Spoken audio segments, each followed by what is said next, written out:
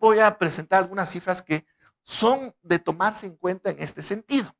Aquí tenemos precisamente el periodo de la recesión económica, pero vemos que si bien los depósitos que están acá cayeron ¿ya? Durante varios meses, durante 2015, para fines de 2015 y primeros meses de 2016, los depósitos del público se recuperan notablemente en el sistema financiero nacional, pero no fue así con el crédito.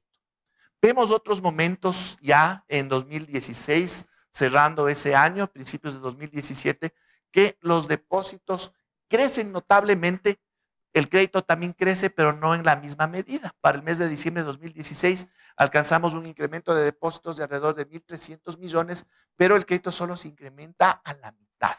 Entonces, esto evidencia también aquello que les estoy indicando, que hay ciertas rigideces en el proceso de intermediación financiera, donde es un espacio fundamentalmente de las entidades financieras privadas, y es algo que tiene que discutirse y manejarse evidentemente con la participación de los actores fundamentales, que son precisamente las entidades financieras privadas.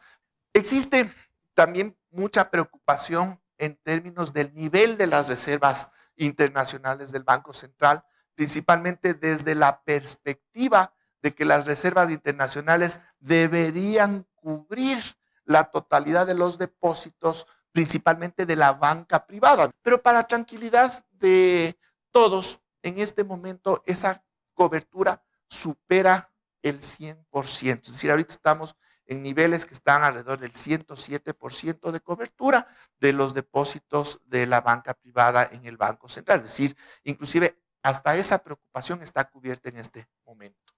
La inflación ha ido reduciéndose en el tiempo y al menos en los últimos años, ya después de que se ha estabilizado la dolarización, que fue quizás los primeros 3, 4 años, nunca la inflación superó los 2 dígitos. Es decir, el Ecuador es un país de baja inflación y la trayectoria ha sido decreciente. Es decir, la inflación no es un problema monetario. Aquí tenemos una evolución de la deuda pública, ¿ya? Entonces, en términos consolidados, la deuda pública ha seguido una trayectoria decreciente en los últimos años, se ha mantenido en niveles, como vemos acá, en los niveles más bajos de esta trayectoria, pero evidentemente en los últimos años se ha incrementado. Pero de todas formas, su nivel actual ¿ya? Es similar al nivel que se mantenía en el año 2005 y 2006, cuando no hubo ningún shock de orden externo. Es decir, teniendo todas esas complicaciones, de todas formas, nuestro nivel de endeudamiento público se mantiene en niveles que son equivalentes a aquellos de una situación en la que no habíamos sufrido ningún shock, ninguna situación particular que pueda haber afectado a la economía ecuatoriana. En términos de recaudación fiscal para el mes de abril del año 2017, vemos que se da un incremento de un 11% respecto de la recaudación del mismo mes. Eso es una señal de que la economía está reactivándose, la dinámica está volviendo a una situación que es similar a la que se vivía o se acerca a una situación similar a la que se dio antes de la etapa recesiva. Entonces, eso nos está diciendo que estamos en una fase de recuperación, que es otra señal tremendamente importante. Lo que también quiero destacar, que es el tema redistributivo, que es importante también resaltar. Este gráfico es bastante decidor. Nosotros tenemos un análisis con la línea roja entre 1996 y 2006 y un análisis con la línea verde que va desde 2006 a 2016. ¿Qué es lo que nos indica esto? Lo que nos indica es cuáles han sido las variaciones porcentuales del ingreso nominal per cápita por deciles. ¿Qué quiere decir eso? En términos de qué tan pobres son las personas o tan ricas son las personas, cómo se incrementaron sus ingresos en ese periodo.